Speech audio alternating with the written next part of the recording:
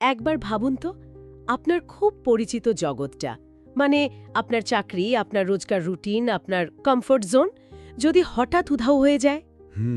সেই চেনা নিরাপত্তা, সাফল্যের বোধটা যখন আর থাকে না, তখন কেমন লাগে বলুন তো? এটা একটা বেশ বড় ধাক্কা, তাই না?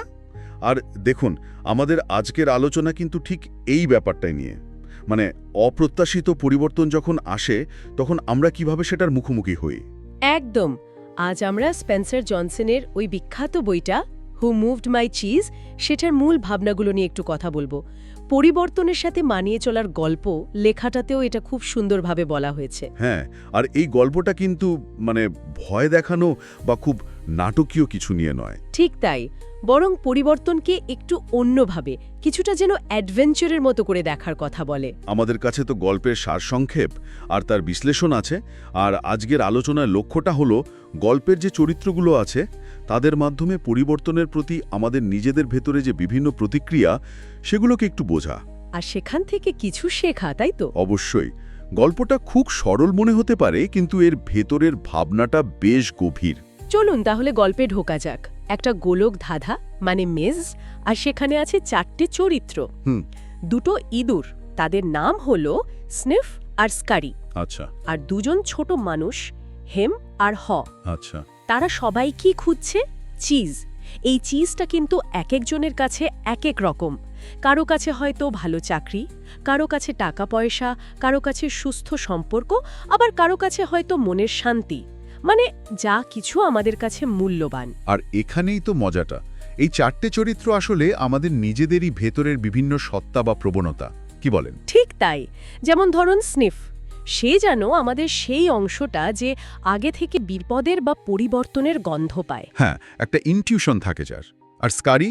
স্কারি হলো অ্যাকশন টেকার, মানে যে দ্রুত কাজে নেমে পড়ে, কোনো দ্বিধা করে না। আর অন্য দুজন, হেম আর হ? হেম হলো সেই জন যে পরিবর্তনকে খুব ভয় পায়। সে পুরনো অবস্থাকে আঁকড়ে ধরে থাকতে চায়, প্রতিরোধ করে। আর হ্যাম? হ্যাঁ, প্রথমেই ভয় পায়, মানে হেমের মতোই থাকে, কিন্তু সে ধীরে ধীরে শেখে, পরিস্থিতি বোঝার চেষ্টা করে এবং মানিয়ে নেয়। তাহলে এই চরিত্রগুলো আমাদের সবার মধ্যেই আছে, কম বেশি। একদম। তো গল্পে দেখি তারা সবাই মিলে একটা জায়গায়, মানে গোলকধাঁধার ভেতরেই প্রচুর চিজ খুঁজে পায়। সেটা নাম দেওয়া যাক চিজ স্টেশন সি। বাহ, বিশাল ব্যাপার নিশ্চয়ই। হ্যাঁ, তারা তো দারুণ খুশি, সেখানে খুব আয়েসে থাকতে শুরু করে। আর কি, ধরেই নেয় যে এই চিজ তো আর শেষ হবে না, এটা অফুরন্ত। এটাই তো স্বাভাবিক মানুষের প্রবণতা, তাই না? যখন কিছু পেয়ে যাই ধরে নিই সেটা চিরকাল থাকবে। কিন্তু আসলে তা হয় না। ধীরে ধীরে চিজের পরিমাণ কমতে থাকে। আচ্ছা। ইন্দির দুটো, মানে স্নিফ আর স্ক্যারি, ওরা কিন্তু ব্যাপারটা ঠিক লক্ষ্য করে। ওরা রোজ গিয়ে দেখে, চিজের অবস্থাটা বোঝার চেষ্টা করে। ওরা খুব সজাগ ছিল তাহলে। হ্যাঁ, আর যেই না চিজটা পুরোপুরি শেষ হয়ে যায়, ওরা এক মুহূর্ত দেরি করে না। কোনো অভিযোগ নয়, কোনো আফসোস নয়, সঙ্গে সঙ্গে নতুন চিজের সন্ধানে বেরিয়ে পড়ে। এই জায়গাটা কিন্তু খুব গুরুত্বপূর্ণ। স্নিফের ওই আগে থেকে আঁচ করার ক্ষমতা আর স্কারির সঙ্গে সঙ্গে পদক্ষেপ নেওয়া। ঠিক। ওরা কিন্তু বসে বসে ভাবেনি কেন চিজ শেষ হলো, কে নিয়ে গেল, এসব নিয়ে সময় নষ্ট করেনি।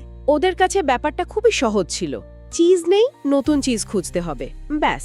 আর এই যে দ্রুত সাড়া দেওয়ার ক্ষমতা, এটাই ওদেরকে এগিয়ে রাখে। পরিবর্তনটাকে ওরা স্বাভাবিক ধরে নিয়েছে। কিন্তু হেম আর হ, ওদের প্রতিক্রিয়া ছিল সম্পূর্ণ অন্যরকম। ওরা যখন দেখল চিজ নেই, কি করলো ওরা? ওরা তো রীতিমতো শকড, হতভম্ব, রেগে গেছে। হেম তো চিৎকার করে বলতে শুরু করলো, কারা আমাদের চিজ সরালো? মানে দোষারোপ করা শুরু করলো। হ্যাঁ, সে কিছুতেই মানতে পারছিল না যে পরিস্থিতি বদলে গেছে। সে ভাবছিল হয়তো আবার চিজটা ফিরে আসবে। সে অপেক্ষা করতে লাগলো আর অভিযোগ করতে লাগলো। এটা খুব পরিচিত একটা রিয়াকশন, তাই না? পরিবর্তনকে অস্বীকার করা, পুরনোকে আঁকড়ে ধরে রাখা। একদম। আর সে প্রথমে হেমের মতোই ভয় পেয়েছিল, দ্বিধায় ভুগছিল, কি করবে বুঝতে পারছিল না। কিন্তু কিছুদিন পর সে একটা জিনিস বুঝতে পারল। এভাবে হাত গুটিয়ে বসে থাকা, এটাও তো একটা সিদ্ধান্ত। ঠিক, নিষ্ক্রিয় থাকার সিদ্ধান্ত। হ্যাঁ, আর এই সিদ্ধান্ত তাকে কোথাও নিয়ে যাবে না। এখানেই তার মধ্যে একটা বদল আসতে শুরু করে। সে বুঝতে পারে ভয় পাওয়াটা স্বাভাবিক, কিন্তু ভয়ের কারণে একেবারে থেমে যাওয়াটা কোনো কাজের কথা নয়। এই উপলব্ধিটাই খুব জরুরি। ভয়কে জয় করা নয়, ভয়কে সাথে নিয়ে এগোনো। ঠিক, সে নিজের ভয়টাকে একটু পাশে সরিয়ে রেখে নিজের ওই অসহায় অবস্থা দেখে খানিকটা হেসে একাই গোলকধাঁধায় নামে, নতুন চিজের সন্ধানে। বাহ, এটা একটা বড় পদক্ষেপ, একা একা বের হওয়া। অবশ্যই, আর এই বেরিয়ে পড়াটাই তার জন্য খুব গুরুত্বপূর্ণ ছিল। গোলকধাঁধায় চলতে চলতে সে অনেক নতুন জিনিস শেখে। যেমন সে বুঝতে পারে পরিবর্তন তো আসবেই, এটা জীবনেরই একটা নিয়ম, এটাকে আটকানো যাবে না। মানে পরিবর্তন অনিবার্য।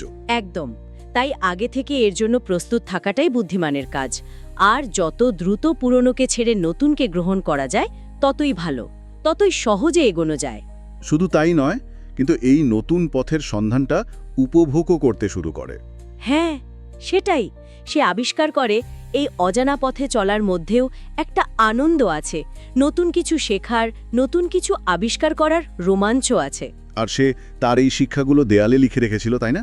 হ্যাঁ, সে তার উপলব্ধিগুলো গোলকধাঁধার দেয়ালে লিখতে লিখতে এগোয়, এই ভেবে যে যদি হেম কখনো এই পথে আসে তাহলে লেখাগুলো হয়তো তার কাজে লাগবে। দেখুন, এই গল্পটা থেকে আমরা কিন্তু বেশ কয়েকটা জরুরি শিক্ষা পাই। একেবারে পয়েন্ট করে বললে, বলুন।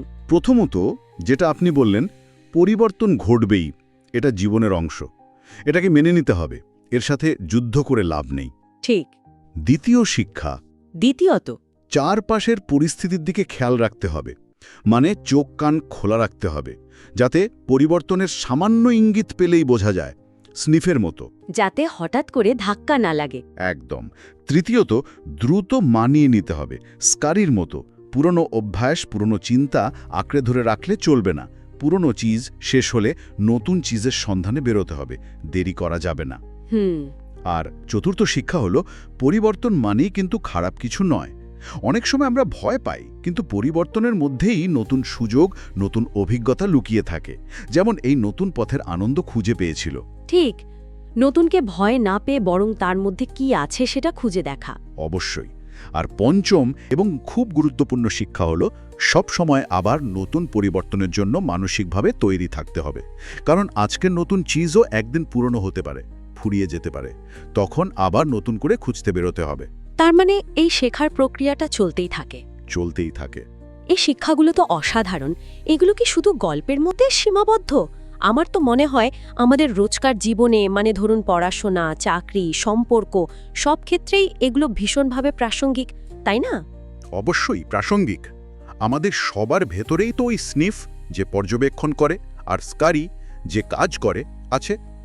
দরকার শুধু তাদের জাগিয়ে তোলা, হেমের মতো ভয় পেয়ে বসে না থেকে।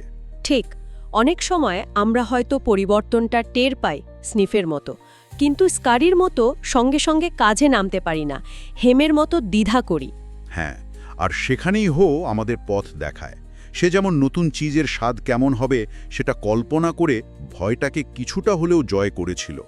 আচ্ছা, আমরাও কিন্তু সেভাবে ভবিষ্যতের ইতিবাচক দিকগুলো ভেবে, মানে একটা পজিটিভ ছবি মনে এঁকে এগিয়ে যাওয়ার শক্তি পেতে পারি। মানে ভিজুয়ালাইজেশন। অনেকটা তাই। অনেক সময় আমরা অতিরিক্ত বিশ্লেষণ করি, মানে ওভার থিঙ্কিং যাকে বলে, বা শুধু ভয় পেয়ে কাজটা শুরু করতেই অনেক দেরি করে ফেলি, হেমের মতো। কিন্তু আমাদের দেখায় যে ভয় থাকবে, কিন্তু তার চেয়েও বড় হলো পদক্ষেপ নেওয়ার সাহসটা। পরিস্থিতি যেমনই হোক সেই অনুযায়ী কাজ করাটা জরুরি, আটকে না থাকা। তাহলে সব মিলিয়ে যদি বলি, মূল কথাটা এই দাঁড়াচ্ছে যে জীবনে আমরা যা কিছুই মূল্যবান মনে করি, আমাদের চিজ, সেটা আসলে নিলায়ত্র, সেটা বদলাবেই। অবশ্যই বদলাবে। আসল প্রশ্নটা হলো আমরা সেই পরিবর্তনের সঙ্গে কিভাবে মানিয়ে নিচ্ছি। হ্যামের মতো ভয় পেয়ে, হতাশ হয়ে পুরনোকেই আঁকড়ে ধরে থাকছি, নাকি হয়ের মতো? হ্যাঁ, নাকি হয়ের মতো সাহস করে ভয়টাকে সঙ্গী করেই নতুন সম্ভাবনার দিকে পা বাড়াচ্ছি। এই চয়েসটা আমাদের। ঠিক তাই।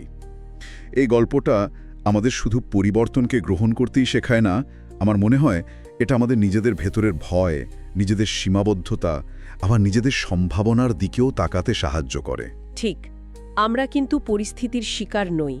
পরিস্থিতি যাই হোক না কেন, তার প্রতি আমাদের প্রতিক্রিয়া কি হবে সেই নিয়ন্ত্রণটা কিন্তু শেষ পর্যন্ত আমাদের হাতেই থাকে। সেটাই প্রমাণ করে দেয়। একদম। আচ্ছা, শেষ করার আগে একটা প্রশ্ন রেখে যাই কি সবার ভাবনার জন্য? নিশ্চয়, আমাদের আসল পরিচয়টা কি? আমরা বর্তমানে যে চিজ বা সাফল্য পেয়েছি তার ওপর কি আমাদের পরিচয় নির্ভর করে, নাকি নতুন চিজ খুঁজে বের করার যে ক্ষমতা, যে যাত্রা, সেটাই আসলে আমাদের পরিচয় গড়ে তোলে? খুব ইন্টারেস্টিং প্রশ্ন। হয়তো সাফল্যের শিখরে বসে থাকার চেয়ে ওই গোলকধাঁধায় পথ খুঁজে চলার মধ্যেই আমাদের আসল শক্তি, আমাদের আসল পরিচয় লুকিয়ে আছে। কি বলেন? এটা সত্যি ভাবার বিষয়। হয়তো যাত্রাটা